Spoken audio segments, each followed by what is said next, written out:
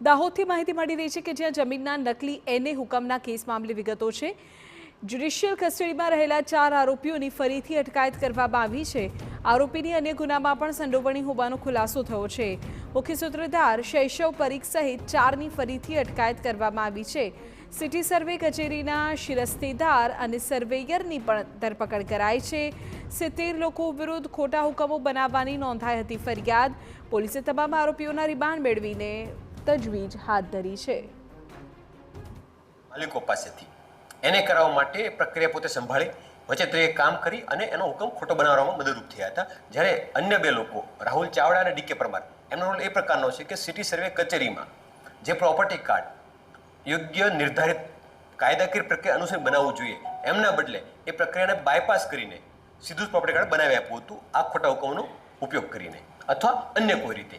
આ કારણોસર આ 4 લોકોને ફરીથી હિરાસતમાં લઈ અટકની